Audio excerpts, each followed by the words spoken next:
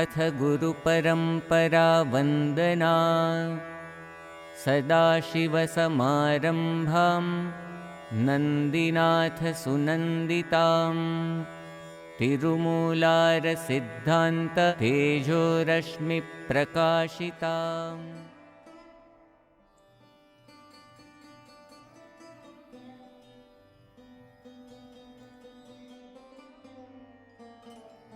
A common perspective on major challenges is that we would prefer a life without them. Why would anyone want to face all these difficult times, to regularly wake up in the morning and be seriously challenged by life?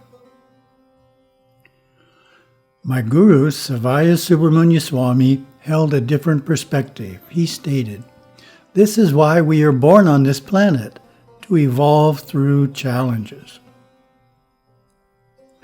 We are here for no other reason."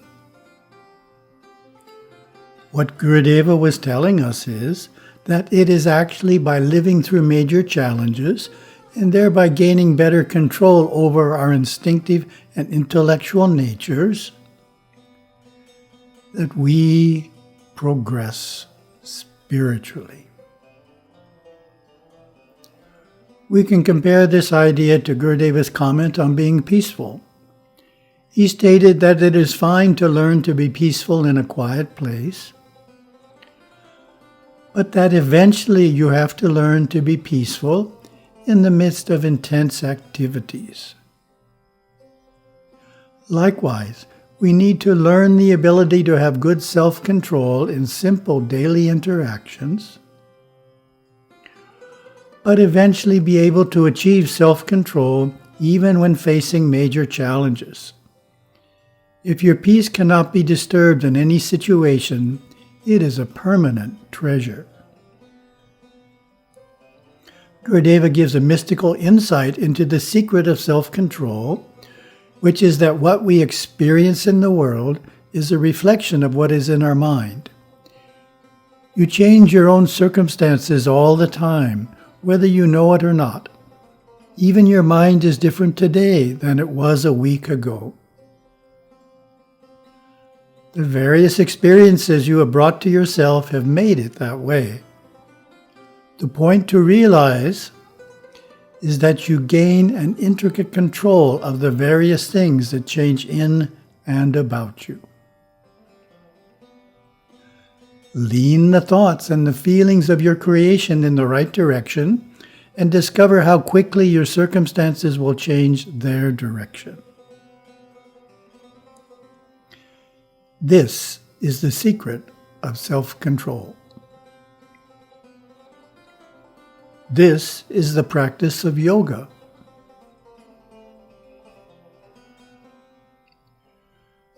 Try it and lose the habit of concern, for concern is only a byproduct of a part of the mind being out of control. In other words, increasing our self-control is not just getting better at handling what is happening outside of us. It also includes right handling of our thoughts and feelings. Let me share a story that relates to self-control. On a regular basis, I meet with families visiting the monastery. Generally, it is in the morning after the family has attended the Shiva Puja, which is about an hour and 40 minutes long. If a family has young children, the children have already had to sit still for what to them is a long time.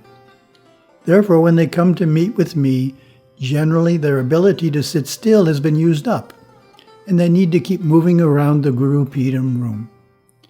This particular family had two young boys around age 4 and 6.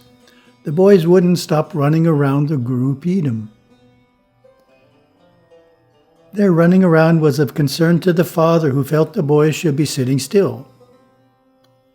The boys' running eventually catalyzed the father to share, "You know, I used to be a lot calmer before we had children." And I told him, well, that's the challenge, to learn to be calm when you do have children.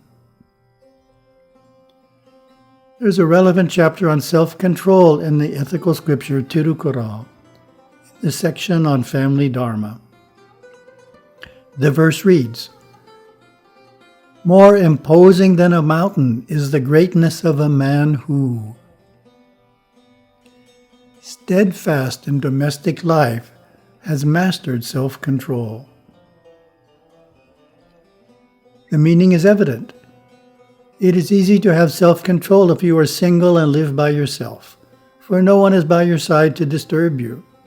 But when you're married, have young children, and must meet professional responsibilities, self-control is much harder to achieve.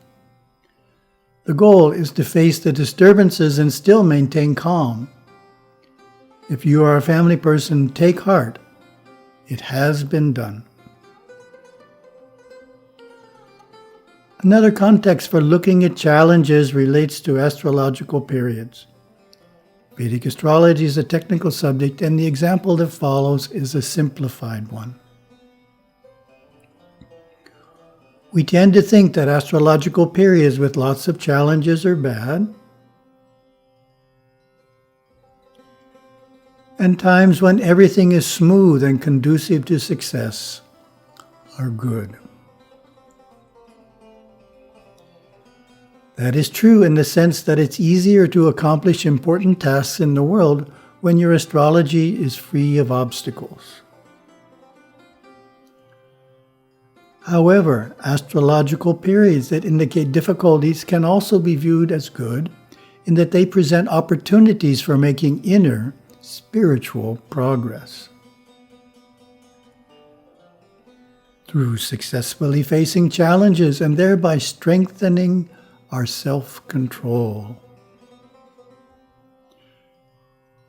Gurudeva once said that his current astrology was so good that he had no challenges, getting that he was not making any spiritual progress at all. One astrological system provides this insight. This period is the start of a more inward journey, during which you absorb and take in new information. It is also a time of real determination and giving up much superficiality in favor of in-depth learning and self-discipline. However, it can be a tedious and difficult period for worldly matters, and you are likely to be given extra responsibilities of one sort or another at this time.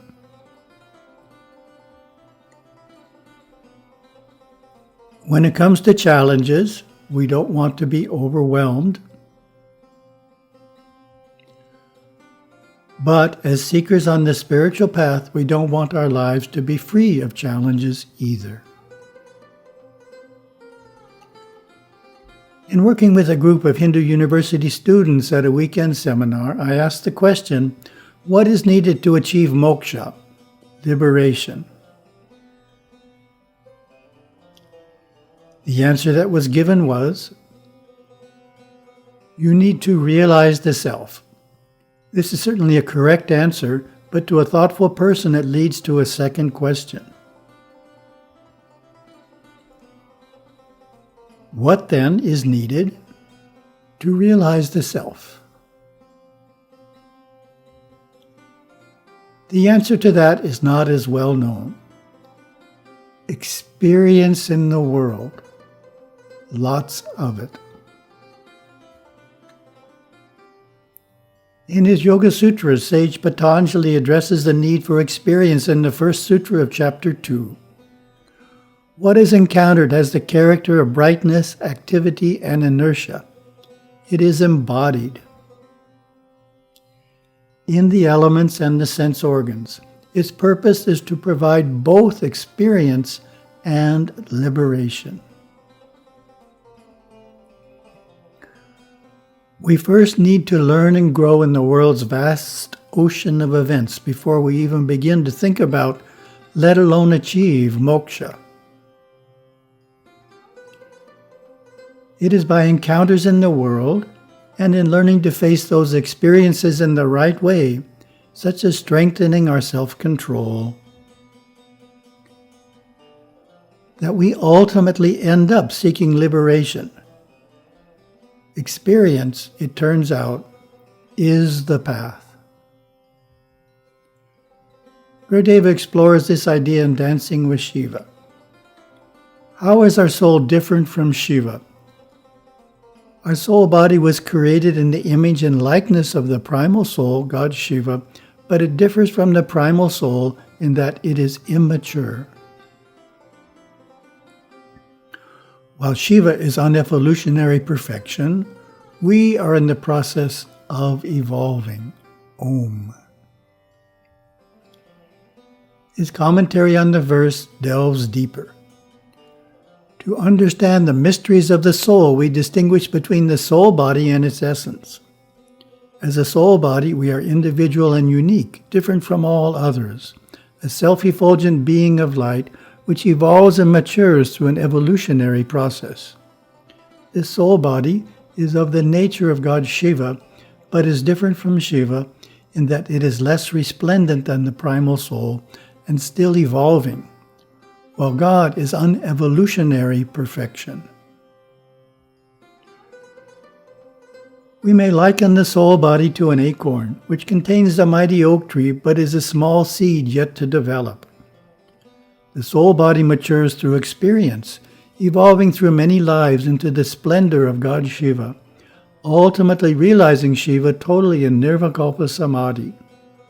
Even after self-realization is attained, the soul body continues to evolve in this and other worlds until it merges with the primal soul, as a drop of water merges with its source, the ocean.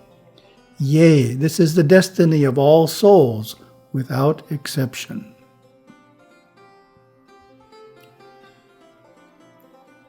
The point of this Upadesha is that the soul body, Anandamaya Kosha, is maturing through experiences in the world. How does this happen? It happens through gaining greater and greater control over the instinctive intellectual nature. Doing so causes the soul body to mature sufficiently to attain realization of the self. Therefore, the next time you are faced with a challenge, be it major or minor, accept it as an opportunity to increase your understanding, strengthen your self-control,